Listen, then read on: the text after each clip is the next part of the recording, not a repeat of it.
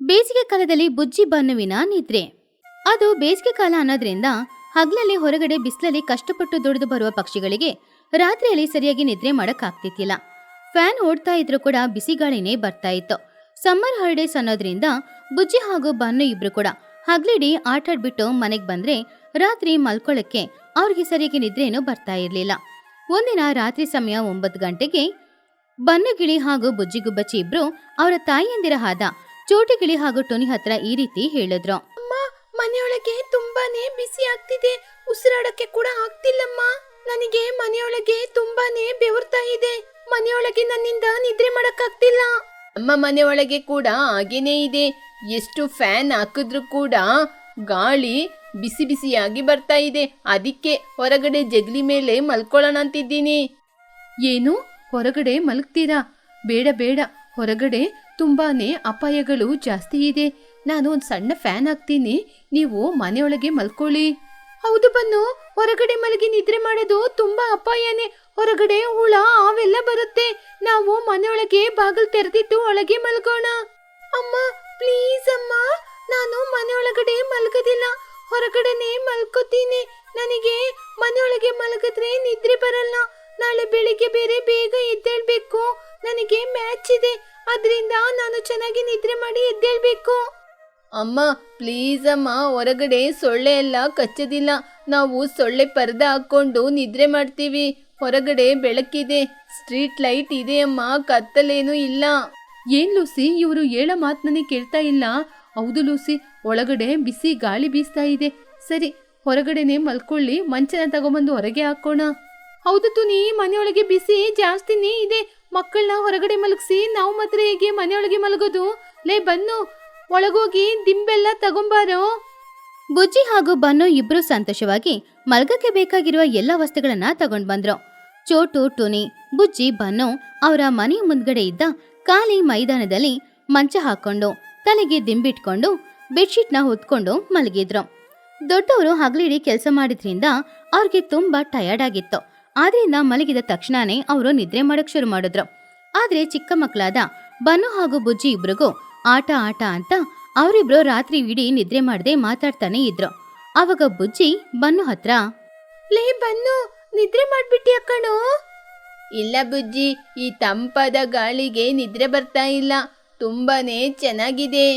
ಲೇ, ನಾಳೆ ನಡಿಬೇಕಾಗಿರುವ cricket match ಬಗ್ಗೆ ಆಲೋಚನೆ ಮಾಡ್ಬೇಕಂದ್ರೆ ತುಂಬಾನೇ ಭಯ ಆಗ್ತಾ ಇದೆ. ನಾನು ಯಾಕೆ ಹೇಳ್ತಾ ಇದ್ದೀನಿ ಅಂದ್ರೆ, ನಮ್ಮ ಟೀಮ್ಗಿಂತ ಪಕ್ಕದೂರಿನ ಟೀಮು ತುಂಬಾ ಸ್ಟ್ರಾಂಗ್ ಕಣೋ. ಯಾಕೆ ಬುಜ್ಜಿ, ನೀನು ಭಯಪಡ್ತಾ ಇದ್ದೀಯಾ? ನಾನಿಲ್ವಾ? ನಾನು ಕ್ರಿಕೆಟ್ ಬ್ಯಾಟ್ ಹಿಡ್ಕೊಂಡು ಬಾಲ್ ಹೊಡೆದ್ರೆ ಒಂದೊಂದು ಬಾಲು ಸಿಕ್ಸರ್ ಆಗ್ಬೇಕು. ಪಕ್ಕದ ಊರಿನವರು ಬಾಲ್ನ ಹುಡುಕ್ಬೇಕು. ಲೇ, ನೀನೇನು ದೊಡ್ಡ ಸಚಿನ್ ತೆಂಡೂಲ್ಕರ? ಮೊನ್ನೆ ಚಿನ್ನು ಹೊಡೆದ ಬಾಲಿಗೆನೆ ನೀನು ಔಟ್ ಆಗ್ಬಿಟ್ಟೆ. ನೀನೇನೋ ದೊಡ್ಡ ಇವನ ಹಾಗೆ ಮಾತಾಡ್ತೀಯಾ? ಅದೇನೋ ಕೈ ಸ್ಲಿಪ್ ಆಗ್ಬಿಡ್ತು ಕಣೆ, ಅದರಿಂದನೇ ಔಟ್ ಆಗ್ಬಿಟ್ಟೆ. ಚಿನ್ನು ಹಾಗೆ ಒಬ್ಬ ನಮ್ಮ ಟೀಮಲ್ಲಿ ಇದ್ರೆ ಸಾಕು. ಚಿನ್ನುವಿನ ತಾಯಿ ಇದ್ದಾರಲ್ಲ, ಚಿಚ್ಚುಕಾಗೆ ತುಂಬಾನೇ ಜಿಪುಣಿ. ಅವನಿಗೆ ಕ್ರಿಕೆಟ್ ಬ್ಯಾಟ್ ಕೊಡ್ಸದೆ ನಮ್ಮ ಬ್ಯಾಟಲ್ಲಿ ಆಟಾಡ್ತಿದ್ದಾನೆ. ಬುಜ್ಜಿ ನಗುತ್ತಾ, ಲೇ, ಆ ಚಿಚ್ಚು ಆಂಟಿ ಬಗ್ಗೆ ಗೊತ್ತಿರುತ್ತಾನೆ. ಮೊನ್ನೆ ಅವ್ರ ಮನೆ ಹತ್ರ ಹೋಗಿದ್ದಾಗ ತುಂಬಾನೇ ದಾಹ ಆಗ್ತಿದೆ, ಕುಡಿಯಕ್ ನೀರ್ ಕೊಡಿ ಅಂತ ಕೇಳಿದೆ. ಒಂದು ಅರ್ಧ ಗ್ಲಾಸ್ ನೀರ್ ಕೊಟ್ಬಿಟ್ಟು ಕರೆಂಟ್ ಬಿಲ್ ಜಾಸ್ತಿ ಆಗುತ್ತೆ ಅಂದ್ಬಿಟ್ರು. ಸರಿ, ನಮಗೆ ಆ ಚಿಚ್ಚು ಆಂಟಿ ಬಗ್ಗೆ ಗೊತ್ತಿರುತ್ತಾನೆ. ನಾಳೆ ಬೆಳಿಗ್ಗೆ ನಾವು 7 ಗಂಟೆಗೆ ಗ್ರೌಂಡಿಗೆ ಹೋಗ್ಬೇಕು. ಬುಜ್ಜಿ, ನೀನ್ 7 ಗಂಟೆಗೆ ಎದ್ದೇಳ್ತೀಯ ತಾನೆ? ಲೇ, ನಾನು ಬೇಗ ಎದ್ದೇಳ್ತೀನಿ ಕಣೋ, ನೀನೇ ಎದ್ದೇಳೋದಿಲ್ಲ. ನಾನು ಬೆಳಿಗ್ಗೆ 6 ಗಂಟೆಗೆ ಎದ್ಬಿಡ್ತೀನಿ. ನೀನ್ ಲೇಟ್ ಮಾಡಿದ್ರೆ ಅಷ್ಟೇ ಮತ್ತೆ. ಪ್ರಾಮಿಸ್ ಬುಜ್ಜಿ, ನಾಳೆ ಬೆಳಿಗ್ಗೆ ನಾನೇ ಫಸ್ಟ್ ಎದ್ದೇಳೋದು. ಹಾಗೆ ಬುಜ್ಜಿ ಬನ್ನು ಇಬ್ರು ಅವರ ಕ್ರಿಕೆಟ್ ಆಟದ ಬಗ್ಗೆ, ಸ್ಕೂಲಿನ ಬಗ್ಗೆ, ತಂದೆ ತಾಯಿ ಬೈಯೋದ್ ಬಗ್ಗೆ, ಚಿಚುಕಾಗಿಯ ಜಿಪಣತನದ ಬಗ್ಗೆ ಹೀಗೆ ಮಾತಾಡ್ಕೊಂಡೇ ಇದ್ರು. ರಾತ್ರಿ 12 ಗಂಟೆ ಆಯ್ತು. 12 ಒಂದಾಯ್ತು, 1 2 ಆದ್ರೆ ಮಕ್ಕಳಿಗೆ ಗೊತ್ತಾಗ್ಲಿಲ್ಲ. ಹಾಗೆ ಅವರಿಬ್ರು ಮಾತಾಡ್ತಾನೆ ಇದ್ರು. ಕೊನೆಗೆ 3 ಗಂಟೆ ಆಯ್ತು. ಆವಾಗ್ಲೇ ಅವರಿಬ್ರಿಗೂ ಕೂಡ ನಿದ್ರೆ ಬಂದಿದ್ರಿಂದ ಬೆಡ್ಶೀಟ್ ಎಲ್ಲ ಹೊತ್ಕೊಂಡು ಚೆನ್ನಾಗಿ ಮಲ್ಗಿ ನಿದ್ರೆ ಮಾಡ್ತಾ ಇದ್ರು. ಮರುದಿನ ಬೆಳಗಾಯ್ತು. ಸೂರ್ಯ ಮೆಲ್ಲೆ ಮೆಲ್ಲೆ ಮೇಲೆ ಬರ್ತಾ ಇದ್ದ. ಬೆಳಗ್ಗೆ 8 ಗಂಟೆ ಸಮಯ ಆಯ್ತು. ಚೋಟು ಹಾಗೂ ಟುನಿ ಇಬ್ರು ಮನೆ ಕೆಲಸ ಮುಗಿಸ್ಕೊಂಡು ಹೊರಗಡೆ ಬಂದಾಗ ಆವಾಗ್ಲೇ ಅವ್ರು ನೋಡಿದ್ರು ಬುಜ್ಜಿ ಹಾಗೂ ಬನ್ನು ಇಬ್ರು ಇನ್ನು ಎದ್ದೇಳಲೇ ಇಲ್ಲ. ಇನ್ನು ಅವರು ಮಲ್ಕೊಂಡಿದ್ರೆ ಮಾಡ್ತಾನೆ ಇದ್ರು. ಏನ್ ಚೋಟು, ಇವರಿಬ್ರು ಇನ್ನ ನಿದ್ರೆ ಮಾಡ್ತಾ ಇದ್ದಾರೆ. ಬೆಳಿಗ್ಗೆ ಯಾವಾಗ್ಲೂ 6 ಗಂಟೆಗೆ ಎದ್ದು ಕ್ರಿಕೆಟ್ ಆಡ್ತಾರೆ. ಇವತ್ತು 8 ಗಂಟೆ ಆದ್ರೂ ಕೂಡ ಇನ್ನೂ ನಿದ್ರೆ ಮಾಡ್ತಾ ಇದ್ದಾರೆ. ಹೌದು ತುನಿ, ಇವತ್ತು ಬೆಳಿಗ್ಗೆ ಎದ್ದು ಕ್ರಿಕೆಟ್ ಆಡಕ್ಕೆ ಹೋಗ್ತೀವಿ ಅಂತ ಹೇಳಿದ್ರು. ನಾನೋಗಿ ಎಬ್ಬಿಸ್ತೀನಿರು. ಬನ್ನು ಹತ್ರ ಹೋಗಿ, ಲೇ ಬನ್ನು, ಎದ್ದೇಳು, ಗಂಟೆ 8 ಆಯ್ತು. ಕ್ರಿಕೆಟ್ ಆಡಕ್ಕೆ ಹೋಗಲ್ವಾ? ಬನ್ನು ಕಣ್ಣು ತೆರೆಯದೆ, ಇನ್ನು 5 ಮಿನಿಟ್ಸ್ ಅಮ್ಮ. ಧೋನಿ ಇನ್ನೂ ಬಂದಿಲ್ಲ. ನಾನು ಬೇಗ ರೆಡಿ ಆಗ್ತೀನಿ. ಟುನಿ ಬುಜ್ಜಿ ಹತ್ರ ಹೋಗಿ, ಏ ಬುಜ್ಜಿ, ಎದ್ದೇಳಮ್ಮ, ಹೊರಗಡೆ ನೋಡು ಎಷ್ಟೊಂದು ಬಿಸಿಲು ಹೊಡಿತಾ ಇದೆ. ನೀನ್ ಇನ್ನು ಮಲಗಿ ನಿದ್ರೆ ಮಾಡ್ತಾ ಇದೀಯಾ? ಆದ್ರೆ ಬುಜ್ಜಿ ಕೂಡ ಎದ್ದೇಳಲೇ ಇಲ್ಲ. ಬಾಲ್ ಅಲ್ಲೇ ಇದೆ, ಹೋಗಿ ತಗೊಂಬಾ. ಚೋಟು, ಇವರು ಎದ್ದೇಳದಿಲ್ಲ. ರಾತ್ರಿಡೀ ನಿದ್ರೆ ಮಾಡಿಲ್ಲ ಅನ್ಸುತ್ತೆ. ಅದಕ್ಕೇನೆ ಬಾಯಿಗೆ ಬಂದಂಗೆ ಮಾತಾಡ್ತಿದ್ದಾರೆ. ಪರವಾಗಿಲ್ಲ, ಇರ್ಲಿ ತುನಿ, ನಿದ್ರೆ ಮಾಡ್ಲಿ. ಯಾವಾಗ್ಲೂ ಸ್ಕೂಲಿಗೆ ಹೋಗ್ಬೇಕು ಅಂತ ಬೆಳಿಗ್ಗೆ ಬೇಗ ಎದ್ದು ಓಡ್ತಾರೆ ಅಲ್ವಾ. ಇವಾಗ ಸಮ್ಮರ್ ರಜೆ ಬಿಟ್ಟಿದ್ದಾರೆ. ಇವ್ರು ಮಲಗಿ ನಿದ್ರೆ ಮಾಡ್ಲಿ. ಸರಿ வா ಚೋಟು, நம்ம உள்ள போய் சமையல் செஞ்சுட்டு அப்புறமா வந்து எழுப்பலாம். ಹಾಗೆ ಟುನಿ ಬುಜ್ಜಿ ಇಬ್ರು ಅಲ್ಲಿಂದ ಮನೆಯೊಳಗಡೆ ಹೋದ್ರು. ಹೀಗಿರುವಾಗ ಬುಜ್ಜಿ ಹಾಗೂ ಬನ್ನು ಇನ್ನೂ ನಿದ್ರೆ ಮಾಡ್ತಾನೆ ಇದ್ರು. ಗಂಟೆ 8 ದಾಟಿ 10 ಆಯ್ತು. ಬಿಸಿಲು ತುಂಬಾ ಜಾಸ್ತಿನೇ ಇತ್ತು. ಮೇಲೆ ಸೂರ್ಯ ಬಂದು ಬಿಸಿಲು ಜಾಸ್ತಿ ಇದ್ರು ಕೂಡ ಬುಜ್ಜಿ ಹಾಗೂ ಬನ್ನು ಇಬ್ರು ಎದ್ದೇಳಲೇ ಇಲ್ಲ. ಇನ್ನು ಅವ್ರು ಮಲ್ಕೊಂಡು ನಿದ್ರೆ ಮಾಡ್ತಾನೆ ಇದ್ರು. ಮಧ್ಯಾಹ್ನ 12 ಗಂಟೆ ದಾಟಿತು. ಅಡಿಗೆ ಕೆಲಸ ಎಲ್ಲ ಮುಗಿಸಿ ಚೋಟು ಹಾಗೂ ಟೋನಿ ಇಬ್ರು ಹೊರಗಡೆ ಬಂದ್ರು. ಅರೆ, ಗಂಟೆ ನೋಡ್ದ 11:15 ಆಗ್ಬಿಡ್ತು. ಇವರು ಇನ್ನೂ ಎದ್ದೇ ಇಲ್ಲ. ಇವರಿಗೆ ಇನ್ನೂ ಬಿಸಿಲು ಹೊಡಿತಾ ಇದೆಯಾ ಇಲ್ವಾ? ಅರೆ, ಇವ್ರ ಮೈಯೇನು ಇಷ್ಟೊಂದು ಬಿಸಿಯಾಗಿದೆ. ಇನ್ನು ನಿದ್ರೆ ಮಾಡಕ್ ಬಿಡ್ಬಾರ್ದು. ನಾನೇ ಹೋಗಿ ಎಬ್ಬಿಸ್ತೀನಿ. ಬನ್ನನ ಗಟ್ಟಿಯಾಗಿ ತಳ್ಳಿ, ಲೇ ಬನ್ನು, ಎದ್ದೇಳು, ಬಿಸಿಲು ಜಾಸ್ತಿ ಹೊಡಿತಾ ಇದೆ. ಇವಾಗ ಎದ್ದೇಳ್ತೀಯಾ ಇಲ್ವಾ? ಶೋ, ಬೇಡ, ಐಸ್ ಕ್ರೀಮ್ ನಾನೇ ತಿಂತೀನಿ. ಟೋನಿ ಬುಜ್ಜಿ ಕಿವಿ ಹತ್ರ ಹೋಗಿ ಜೋರಾಗಿ ಕಿಚ್ಚಾಡಿದ್ಲು. ಬುಜ್ಜಿ, ಎದ್ದೇಳೆ, ಟೈಮ್ ಆಗ್ಬಿಡ್ತು ಕಣೆ. ಅಮ್ಮ, ಲೈಟ್ ಆಫ್ ಮಾಡಮ್ಮ, ಕಣ್ಣಿಗೆ ಹೊಡಿತಾ ಇದೆ. ಏಂತು ನೀವರು ಎದ್ದೇಳ್ತಾನೆ ಇಲ್ಲ? ರಾತ್ರಿಡೀ ನಿದ್ರೆ ಮಾಡಿದ್ರ ಇಲ್ವಾ? ಇವಾಗ ನೀರ್ ತಗೊಂಬಂದು ಇವ್ರ ಮುಖಕ್ಕೆ ಒಯ್ದು ಎಬ್ಬಿಸ್ತೀನಿ ನೋಡು. ಆವಾಗ್ಲೇ ಆ ಕಡೆ ನಡ್ಕೊಂಡ್ ಬರ್ತಾ ಇದ್ದ ಚಿಚುಕಾಗೆ ಬುಜ್ಜಿ ಹಾಗೂ ಬನ್ನು ಇಬ್ರು ಇನ್ನು ಮಂಚದಲ್ಲಿ ಮಲ್ಕೊಂಡಿರೋದನ್ನ ನೋಡಿ, ಅವ್ರನ್ನ ಎಬ್ಸಕ್ಕಾಗದೆ ತಾಯಿಯಂದ್ರೆ ಇಬ್ರು ಕಷ್ಟಪಡ್ತಾ ಇರೋದನ್ನ ನೋಡಿ ಅವರ ಹತ್ತಿರ ಬಂದ್ಲು. ಅರೆ, ಏನ್ ತುನಿ, ಇವತ್ತು ಈ ಮಕ್ಳು ಇನ್ನೂ ಎದ್ದೇಳ್ತಾನೆ ಇಲ್ಲ. ಇವಾಗ ಇವರು ಎದ್ದೇಳ್ತಾರ ಅಥವಾ ಇವ್ರನ್ನ ಏನ್ ಮಾಡೋದು? ಹೌದು ಚಿಚ್ಚು, ಈ ಮಕ್ಳಿಬ್ರು ಎಷ್ಟೇ ಎಬ್ಬಿಸಿದ್ರು ಕೂಡ ಎದ್ದೇಳ್ತಾನೆ ಇಲ್ಲ. ಎಷ್ಟೋ ಜೋರಾಗಿ ಕಿರ್ಚಿದ್ರು ಇವರಿಬ್ರು ಎದ್ದೇಳ್ತಾ ಇಲ್ಲ. ಸೂರ್ಯ ನೆತ್ತಿ ಮೇಲೆ ಕೂತಿದ್ದಾನೆ. ಇವಾಗ ಏನ್ ಮಾಡೋದು? ಚಿಚು ನಗುತ್ತಾ, ನಿಮ್ಮ ಮಕ್ಕಳು ಕುಂಭಕರ್ಣನ ಸಂಬಂಧಿಕರು. ಅದಕ್ಕೇನೆ ಇಷ್ಟೊತ್ತಾದ್ರೂ ಕೂಡ ಇನ್ನು ಎದ್ದೇಳದೆ ಮಲಗಿ ನಿದ್ರೆ ಮಾಡ್ತಿದ್ದಾರೆ. ನನ್ನ ಮಗ ಇದ್ದಾನೆಲ್ವಾ, 6 ಗಂಟೆಗೆನೆ ಎದ್ದು ಕ್ರಿಕೆಟ್ ಆಡಕ್ಕೆ ಗ್ರೌಂಡಿಗೆ ಹೋಗಿದ್ದಾನೆ. ಅರೆ, ಏನ್ ಚಿಚ್ಚು, ಏನ್ ಹೇಳ್ತಾ ಇದ್ದೀಯಾ? ಬೆಳಿಗ್ಗೆ 6 ಗಂಟೆಗೆ ನಾನು ನಿನ್ ಮನೆ ಕಡೆ ಬರುವಾಗ ನಿನ್ ಮಗ ಫ್ಯಾನ್ ಅಡಿಯಲ್ಲಿ ಮಲಗಿದ್ದ ಅಲ್ವಾ? ನಿನ್ನ ಹೊಗಳಿಕೆ ಬಗ್ಗೆ ನನಗ್ ಗೊತ್ತಿಲ್ವಾ? ಚಿಚುಕಾಗೆ ಭಯದಿಂದ, ಅದು ಬಂದು ಏನಿಲ್ಲ, ಅವನು 6 ಗಂಟೆಗೆ ಎದ್ದು ಮತ್ತೆ ಮಲಗಿದಾನೆ. ಹೌದು, ನಿಮ್ಮ ಮಕ್ಕಳೇನು ಇನ್ನೂ ಎದ್ದಿಲ್ಲ? ಅವರಿಗೆ ಹೆಲ್ತ್ ಏನಾದ್ರೂ ಸರಿ ಇಲ್ವಾ? ಹೆಲ್ತ್ಗೆ ಏನಾಯ್ತು ಚಿಚ್ಚು? ಇವರಿಬ್ರು ಚೆನ್ನಾಗೇ ಇದ್ದಾರೆ. ಇವರಿಗೆ ಸಮ್ಮರ್ ಲೀವ್ ಬಿಟ್ರು ಇವರು ಏನ್ ನಿದ್ರೆ ಮಾಡ್ತಾ ಇದ್ದಾರೆ. ನಿನ್ನೆ ರಾತ್ರಿ ಹೊರಗಡೆ ಮಲಗ್ಬೇಕು ಅಂತ ಹಠ ಮಾಡಿದ್ರು. ಸರಿ ಮಲಗ್ಲಿ ಅಂತ ನಾವು ಬಿಟ್ಟು ಆವಾಗ ನಿದ್ರೆ ಮಾಡಿಲ್ಲ ಅನ್ಸುತ್ತೆ. ಅದಕ್ಕೇನೆ ಇವತ್ತು ಇಷ್ಟೊತ್ ನಿದ್ರೆ ಮಾಡ್ತಾ ಇದ್ದಾರೆ. ಸರಿ, ಅವ್ರನ್ನ ಬಿಟ್ಬಿಡಿ. ಹಸಿವಾದಾಗ ಎದ್ದು ಊಟ ಮಾಡ್ತಾರೆ. ಸರಿ, ನನಗೆ ಕೆಲ್ಸ ಇದೆ, ನಾನಿನ್ನು ಹೊರಡ್ತೀನಿ. ಚಿಚುಕಾಗೆ ಅಲ್ಲಿಂದ ಹೋದ್ಲು. ತುನಿ, ಇನ್ನು ನಾವೇನ್ ಮಾಡೋದು? ಇವ್ರನ್ನ ಹೀಗೇನೆ ಬಿಟ್ಬಿಡೋಣ. ಬಿಸಿಲು ಜಾಸ್ತಿ ಆದಾಗ ಅವರೇ ಬರ್ತಾರೆ. ಬಾ, ನಾವ್ ಒಳಗೋಗೋಣ. ಬೇರೆ ದಾರಿ ಇಲ್ದೆ ಟುನಿ ಹಾಗೂ ಚೋಟು ಇಬ್ರು ಅವ್ರನ್ನ ಹಾಗೇನೆ ಬಿಟ್ಬಿಟ್ಟು ಮನೆಯೊಳಗಡೆ ಹೋದ್ರು. ಬಿಸಿಲು ಹೊಡಿತಾ ಇದ್ರು ಕೂಡ ಮಕ್ಳಿಬ್ರು ಇನ್ನು ಹಾಗೇನೆ ಮಲಗಿ ನಿದ್ರೆ ಮಾಡ್ತಾ ಇದ್ರು. ಹೀಗಿರುವಾಗ ಮಧ್ಯಾಹ್ನ ಹೋಗಿ ಸಂಜೆ ಸಮಯ 5 ಗಂಟೆ ಆಯ್ತು. ಬಿಸಿಲೆಲ್ಲ ಹೋಗಿ ಪುನಃ ಅವ್ರಿಗೆ ನೆರಳು ಸಿಕ್ತು. ತಂಪಾದ ಗಾಳಿನೂ ಬೀಸ್ತಾ ಇತ್ತು. ಹಾಗೆ ತಂಪಾದ ಗಾಳಿ ಬೀಸ್ತಾ ಇದ್ದಾಗ್ಲೆ ಇಬ್ರು ಮೆಲ್ಲೆ ಎಚ್ಚರವಾದ್ರು. ಆವಾಗ ಬುಜ್ಜಿ ಕಣ್ಣೊರೆಸ್ಕೊಂಡು, ಹಬ್ಬ, ಎಷ್ಟು ಚೆನ್ನಾಗಿರುವ ನಿದ್ರೆ ಬಂತಲ್ವಾ? ಹೌದು ಬುಜ್ಜಿ, ಹೌದು. ಏನು ಹೊರಗಡೆ ಇಷ್ಟೊಂದು ಕತ್ಲೆ ಇದೆ, ಇನ್ನೂ ಬೆಳಕಾಗಿಲ್ವಾ? ಬುಜ್ಜಿ ಸುತ್ತಮುತ್ತ ನೋಡಿ, ಲೇ ಚಿನ್ನು, ಊರೊಳಗೆ ಲೈಟ್ ಹಾಕಿದ್ದಾರೆ ಕಣೋ. ಹಾಗಾದ್ರೆ ನಾವು ನಿನ್ನೆ ರಾತ್ರಿ ನಿದ್ರೆ ಮಾಡಿ ಇವತ್ ರಾತ್ರಿ ಎದ್ದಿದೀವ. ಎಷ್ಟು ನಿದ್ರೆ ಮಾಡಿದೀವಿ ಕಣೋ. ಬನ್ನುಗಿಳಿ ಆಶ್ಚರ್ಯದಿಂದ ಅಯ್ಯಯ್ಯೋ, ನನಗೆ ಇವಾಗ ಅರ್ಥ ಆಗ್ತಾ ಇದೆ. ನಾವು ರಾತ್ರಿಡೀ ನಿದ್ರೆ ಮಾಡದೆ ಮಾತಾಡ್ಕೊಂಡಿದ್ದು ಬೆಳಗಿನ ಜಾವನೇ ನಿದ್ರೆ ಮಾಡಿರೋದಲ್ವಾ? ಅಯ್ಯೋ, ಸಂಜೆ 5 ಗಂಟೆ ಆಗ್ಬಿಟ್ಟಿದೆ. ಏನು, ನಾವು ಬೆಳಿಗ್ಗೆ ಎದ್ದೇಳಲೇ ಇಲ್ವಾ? ಹಾಗಾದ್ರೆ ಇವತ್ತು ಬೆಳಿಗ್ಗೆ ಮ್ಯಾಚ್ ಇತ್ತಲ್ವಾ? ನಾವು ಎದ್ದೇಳಲೇ ಇಲ್ಲ. ಹಾಗಾದ್ರೆ ನಾವು ಮ್ಯಾಚ್ ಅಲ್ಲಿ ಸೋತೋಗಿದ್ದೀವಿ. ಇಬ್ರು ತಕ್ಷಣ ಅಲ್ಲಿಂದ ಎದ್ದು ಹೆದರ್ಕೊಂಡು ಮನೆಯೊಳಗಡೆ ಓಡಿ ಹೋದ್ರು. ಅಲ್ಲಿ ಟುನಿ ಹಾಗೂ ಚೋಟು ಇಬ್ರು ಕೂತ್ಕೊಂಡು ಟಿವಿ ನೋಡ್ತಾ ಇದ್ರು. ಬುಜ್ಜಿ ಗುಬ್ಬಚ್ಚಿ ಕೋಪದಿಂದ ಅಮ್ಮ, ಏನಮ್ಮ ನೀವು? ನಮಗೆ ಬೆಳಿಗ್ಗೆ ಮ್ಯಾಚ್ ಇತ್ತು ಗೊತ್ತಾ? ನೀವು ನಮ್ನ ಯಾಕೆ ಎಬ್ಬಿಸ್ಲೇ ಇಲ್ಲ? ಇವಾಗ ಮ್ಯಾಚ್ ಅಲ್ಲಿ ನಾವು ಸೋತೋಗಿದೀವಿ. ಹೌದು ಆಂಟಿ, ಯಾಕೆ ನೀವು ನಮ್ನ ಎಬ್ಬಿಸ್ಲೇ ಇಲ್ಲ? ನಮಗೆ ಎಷ್ಟು ದೊಡ್ಡ ಮ್ಯಾಚು ಮಿಸ್ ಆಗಿದೆ ಗೊತ್ತಾ? ನಮ್ಮ ಫ್ರೆಂಡ್ಸ್ ಎಲ್ಲ ನಮ್ನ ಬೈತಾ ಇರ್ತಾರೆ. ಅವರಿಬ್ರು ಆ ರೀತಿ ಪ್ರಶ್ನೆ ಕೇಳಿದಾಗ ಚೋಟುಗೂ ಟುನಿಗೂ ತುಂಬಾನೇ ಕೋಪ ಬಂತು. ಅವರು ಟಿವಿನ ಆಫ್ ಮಾಡಿ ಮಕ್ಕಳನ್ನ ನೋಡಿ ಕೋಪದಿಂದ ಗುರಾಯಿಸ್ಕೊಂಡೆ, ಏನು, ನಿಮ್ನ ನಾವು ಎಬ್ಬಿಸ್ಲೇ ಇಲ್ವಾ? ಬೆಳಿಗ್ಗೆ 8 ಗಂಟೆಗೆ ಬಂದು ಎಬ್ಬಿಸ್ದೋ, ಆವಾಗ್ಲೂ ಎದ್ದೇಳಲಿಲ್ಲ. ಆಮೇಲೆ 11:30 ಗಂಟೆಗೆ ಎಬ್ಬಿಸ್ದೋ, ಆದ್ರೂ ಎದ್ದೇಳಲಿಲ್ಲ. ಬಿಸಿಲು ನೆತ್ತಿಗೆ ಹೊಡೆದ್ರು ಕೂಡ ನೀವಿಬ್ರು ಎದ್ದೇಳಲೇ ಇಲ್ಲ. ಅದಕ್ಕೇನೆ ಎದ್ದೇಳುವಾಗ ಎದ್ದೇಳಿ ಅಂತ ಬಿಟ್ಬಿಟ್ಟೋ. ಏ ಕುಂಭಕರ್ಣ ಮಕ್ಕಳ, ರಾತ್ರಿಡೀ ನೀವು ನಿದ್ರೆ ಮಾಡದೆ ಬೆಳಗಿನ ಜಾವ ನಿದ್ರೆ ಮಾಡಿದೀರಾ?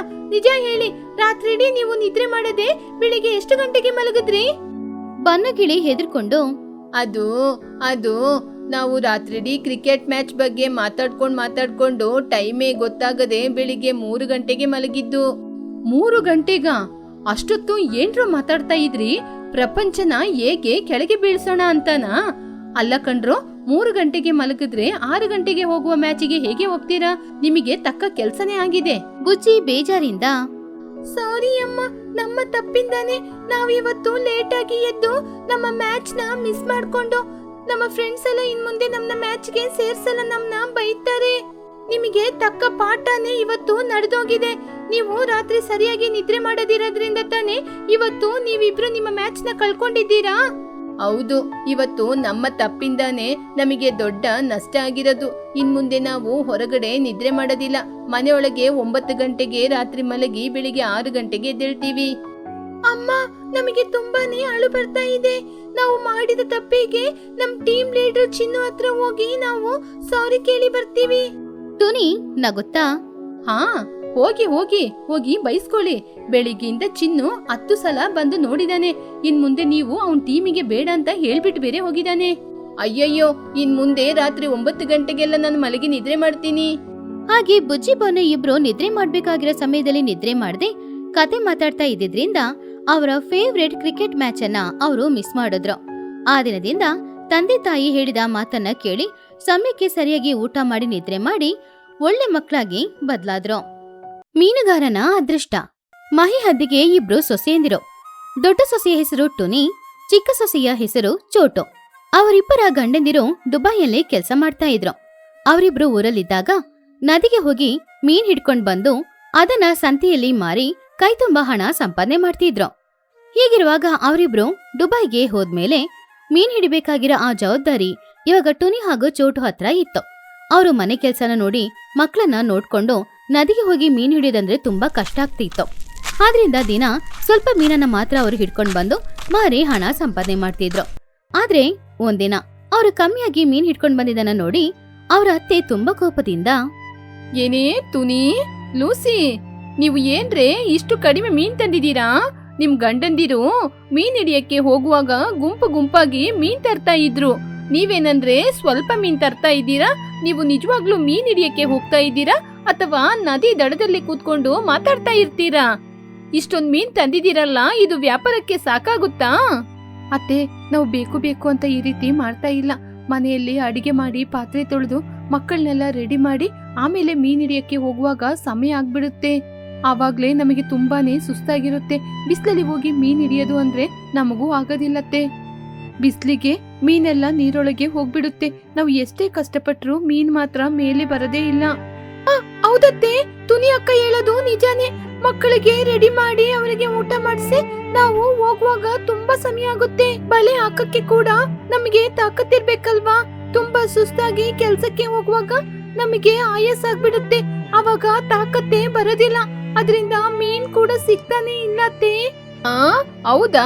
ಯಾಕೆ ನಾವು ಮಕ್ಕಳನ್ನ ಸಾಕ್ಲಿಲ್ವಾ? ನಾವು ಕೆಲ್ಸಕ್ಕೆ ಹೋಗ್ಲಿಲ್ವಾ ಅಥವಾ ಮೀನ್ ಹಿಡಿಯಕ್ಕೆ ಹೋಗ್ಲಿಲ್ವಾ? ನೀವು ಬೆಳಿಗ್ಗೆ ತಡವಾಗಿ ಎದ್ದೊಳ್ತೀರಾ, ಸೋಮಾರಿಗಳಾಗಿ ಕೆಲ್ಸ ಮಾಡ್ತೀರಾ, ಆಮೇಲೆ ಸಮಯ ಆಯ್ತು ಅಂತ ಲೇಟ್ ಆಗಿ ಹೋಗಿ ಸ್ವಲ್ಪ ಮೀನ ಮಾತ್ರ ಹಿಡ್ಕೊಂಡ್ ತರ್ತೀರಾ.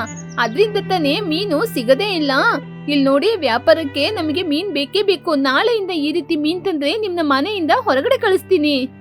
ಹಾಗಂತ ಬೈದು ಮಹಿಹದ್ದು ಕೋಪದಿಂದ ಅಲ್ಲಿಂದ ಹೋಗ್ಬಿಡ್ತು. ಟುನಿ ಹಾಗೂ ಚೋಟು ಇಬ್ರು ಕೂಡ ಬೇಜಾರ್ ಮಾಡ್ಕೊಳ್ತಾ ಇದ್ರು. ನೋಡ್ದ ಚೋಟು, ನಮ್ಮತ್ತೆ ಯಾವ ರೀತಿ ಬೈದು ಹೋಗ್ತಾ ಇದ್ದಾರೆ ಅಂತ. ನಾವು ಮನೆ ಕೆಲಸ ಎಲ್ಲ ಮುಗಿಸಿ ಮೀನ್ ಹಿಡಿಯಕ್ಕೆ ಹೋಗುವಾಗ ಸಮಯ ಆಗುತ್ತೆ. ಅದ್ರಿಂದ ತಾನೇ ನಮಗೆ ಮೀನ್ ಹಿಡಿಯಕ್ಕೆ ಆಗೋದಿಲ್ಲ. ನಮ್ ಗಂಡಂದಿರು ಮಾತ್ರ ಮನೇಲಿ ಇರುವಾಗ ನಾವು ಏನ್ ಕೆಲಸ ಮಾಡ್ತಾ ಇದ್ದು, ಅವ್ರ ಕೆಲ್ಸ ಅವ್ರು ನೋಡಿದ್ರೆ ನಾವ್ ಮನೆ ಕೆಲ್ಸ ಮಾತ್ರ ನೋಡ್ತಾ ಇದ್ದು. ಆದ್ರೆ ಇವಾಗ ಅತ್ತೆ ನಮ್ನ ಮೀನ್ ಹಿಡ್ಕೊಂಡ್ ಬಂದಿಲ್ಲ ಅಂತ ಎಷ್ಟು ಬೈತಿದ್ದಾರೆ. ಹೌದು ತುನಿ ಅಕ್ಕ, ನಮಗೆ ವಿಶ್ರಾಂತಿ ಅನ್ನೋದೇ ಇಲ್ಲ. ಬೆಳಿಗ್ಗೆ ಎದ್ದಾಗಿನಿಂದ ರಾತ್ರಿ ನಿದ್ರೆ ಮಾಡುವ ತನಕ ಕೆಲಸ ಮಾಡ್ತಾನೆ ಇರ್ಬೇಕು. ಆದ್ರೆ ನಮಗೆ ಮೀನ್ ಹಿಡಿಯೋದ್ರಲ್ಲಿ ಅಷ್ಟೇನು ಅನುಭವ ಇಲ್ಲ. ಆದ್ರೆ ಅತ್ತೆಗೆ ಆ ವಿಷಯ ಅರ್ಥ ಆಗುತ್ತಾ? ಅವರಿಗೆ ಯಾವಾಗ್ಲೂ ಮೀನೇ ಬೇಕು. ನಾವ್ ಎಷ್ಟು ಕಷ್ಟಪಟ್ರೆ ಅವ್ರಿಗೇನು, ಅವ್ರಿಗೆ ಬೇಕಾಗಿದ್ದು ಮೀನು. ಹೌದು ಲೂಸಿ, ನಮ್ಮ ಕಷ್ಟನ ನಾವು ಯಾರ ಜೊತೆ ಹೇಳೋದು? ನಮ್ ಗಂಡಂದಿರು ಇರುವಾಗ ತುಂಬಾ ಮೀನ್ನ ತಗೊಂಡ್ಬರ್ತಾ ಇದ್ರು. ಆದ್ರೆ ನಮಗೆ ಅಷ್ಟೊಂದು ತಾಕತ್ತಿಲ್ಲ. ನಾವು ಬಲೆ ಹಾಕಿ ಮೀನ್ನ ಎಳೆಯೋಕೋದ್ರೆ ಕೆಲವೊಂದ್ಸಲ ಅದು ಕಳ್ಳಲ್ಲಿ ಸಿಕ್ಕಾಕೊಳ್ಳುತ್ತೆ. ಎಳೆಯಕ್ಕೆ ಕೂಡ ತುಂಬಾ ಕಷ್ಟ ಆಗುತ್ತೆ. ಹೌದಕ್ಕ, ನಾವು ಎಷ್ಟೇ ಆಲೋಚನೆ ಮಾಡಿದ್ರು ಏನೂ ಸಾಧ್ಯ ಇಲ್ಲ. ದುಬೈಯಲ್ಲಿರುವ ನಮ್ಮ ಗಂಡಂದಿರಿಗೆ ಈ ವಿಷಯ ಗೊತ್ತಾದ್ರೆ ಅವರು ತುಂಬಾನೇ ಬೇಜಾರ್ ಮಾಡ್ಕೋತಾರೆ. ನಮ್ಮ ಮಕ್ಕಳು ಬೆಳೆದು ದೊಡ್ಡವರಾಗುವ ತನಕ ನಮಗೆ ಕಷ್ಟ ತಪ್ಪಿದ್ದಲ್ಲ. ಹೀಗೆ ಕೆಲವು ವರ್ಷಗಳು ಹೋಯ್ತು. ಬುಜ್ಜಿ ಗುಬ್ಬಚ್ಚಿ ಹಾಗೂ ಬನ್ನುಗಿಳಿ ಇಬ್ರು ಕೂಡ ಬೆಳೆದು ದೊಡ್ಡವರಾಗಿದ್ರು. ದಿನ ಅವರ ತಾಯಿಯಂದಿರು ಪಡುವ ಕಷ್ಟವನ್ನ ನೋಡಿ ಮಕ್ಳಿಬ್ರಿಗೂ ಕೂಡ ತುಂಬಾನೇ ಬೇಜಾರಾಗ್ತಾ ಇತ್ತು. ಒಂದಿನ ಮಕ್ಳಿಬ್ರು ಅವರ ತಾಯಿಯಂದಿರ ಹತ್ತಿರ, ಅಮ್ಮ, ನೀವು ಪ್ರತಿದಿನ ಮನೆ ಕೆಲಸ ಮುಗಿಸಿ ಹೊರಗಡೆ ಕೆಲ್ಸಕ್ಕೆ ಹೋಗುವಾಗ ನಮಗೆ ತುಂಬಾನೇ ಬೇಜಾರಾಗ್ತಾ ಇದೆ. ನೀವು ತುಂಬಾನೇ ಕಷ್ಟ ಪಡ್ತಾ ಇದ್ದೀರಾ. ಮನೆ ಕೆಲ್ಸ, ಹೊರಗಿನ ಕೆಲ್ಸ ಎಲ್ಲವೂ ನೀವಿಬ್ರೇ ನೋಡ್ಕೋತಾ ಇದ್ದೀರಾ. ಇನ್ ಮುಂದೆ ನೀವೀಗೆ ಕಷ್ಟ ಪಡಬಾರ್ದಮ್ಮ. ಹೌದಮ್ಮ, ನಾಳೆಯಿಂದ ನೀವು ಮನೆ ಕೆಲ್ಸ ಮುಗಿಸಿ ಮೀನ್ ಹಿಡಿಯಕ್ಕೆ ಹೋಗುವಾಗ ನಮ್ನ ಕೂಡ ಕರ್ಕೊಂಡೋಗಿ ಅಮ್ಮ. ನಾವು ಕೂಡ ಮನೇಲಿ ಕೂತು ಏನ್ ಮಾಡೋದು? ನಮಗೂ ಮೀನ್ ಹಿಡಿಯಕ್ಕೆ ಕಲ್ಸಿ. ನಾಳೆ ಬೆಳಿಗ್ಗೆ ನಿಮ್ ಜೊತೆ ನಾವು ಬರ್ತೀವಿ. ಬೇಡ ಮಕ್ಳೇ, ಮೀನ್ ಹಿಡಿಯೋದು ತುಂಬಾ ಕಷ್ಟದ ಕೆಲ್ಸ. ನೀವಿನ್ನು ಓದ್ಬೇಕಾದ ಮಕ್ಕಳು. ನೀವ್ ಇವಾಗ್ಲೇ ಮೀನ್ ಹಿಡಿಯಕ್ಕೆ ಬರ್ತೀನಿ ಅಂತ ಹೇಳಿದ್ರೆ ಚೆನ್ನಾಗಿರಲ್ಲ. ನಿಮ್ ತಂದೆಯಿಂದಿರು ನೀವು ಚೆನ್ನಾಗಿ ಓದ್ಬೇಕು ಅಂತ ತಾನೇ ಅಷ್ಟು ದೂರ ಹೋಗಿ ಕಷ್ಟ ಪಡ್ತಾ ಇರೋದು. ಹಾಗಿರುವಾಗ ನೀವು ಚೆನ್ನಾಗಿ ಓದ್ಬೇಕಲ್ವಾ? ಹೌದು ಮಕ್ಳೇ, ಅತ್ತೆ ಕೂಡ ನಮ್ನ ಬೈತಾರೆ. ಮಕ್ಳು ಕೆಲ್ಸಕ್ಕೆ ಹೋಗ್ತಾ ಇದ್ದಾರೆ, ನೀವಿಬ್ರು ಆರಾಮವಾಗಿ ಕೂತ್ಕೊಂಡಿದ್ದೀರಾ ಅಂತ. ನೀವು ಓದುವಂತ ಮಕ್ಳು.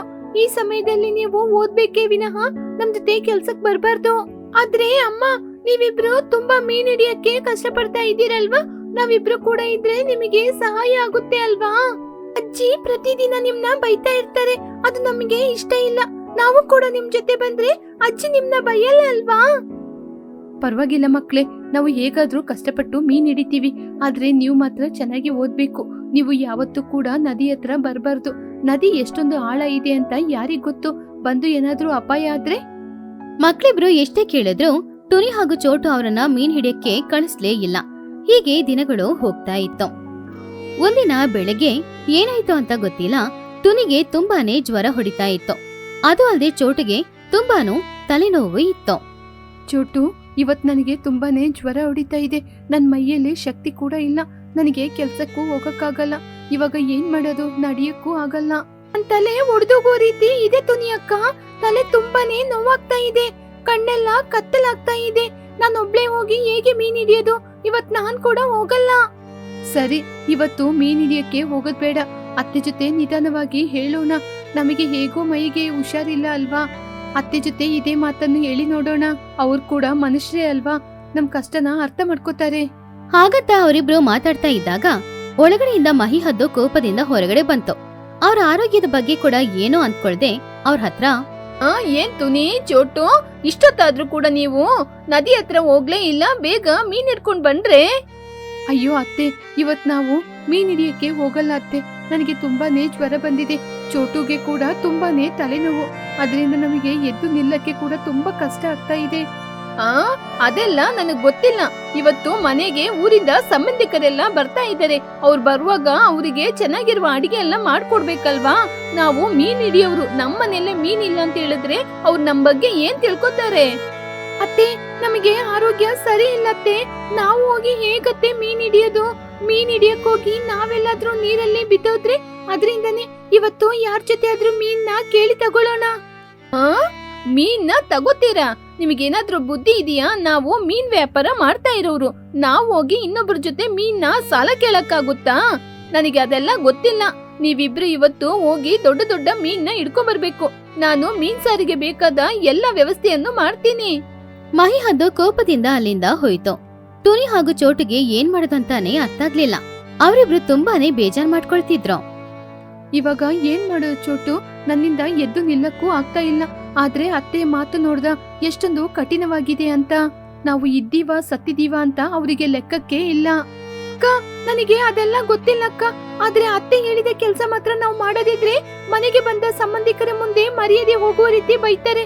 ನಾವು ಹೋಗ್ಲೇಬೇಕು. ನೀನ್ ಹೇಳೋದೇನೋ ಸರಿನೇ. ನಾವು ಹೋಗಿ ಮೀನ್ ಹಿಡಿಲೇಬೇಕಲ್ವಾ? ನಮಗೆ ಬೇರೆ ದಾರಿನೇ ಇಲ್ಲ. ನಮ್ ಜೀವನ ಕೈಯಲ್ಲಿ ಇಟ್ಕೊಂಡು ಹೇಗಾದ್ರೂ ಹೋಗಿ ಕಷ್ಟಪಡೋಣ.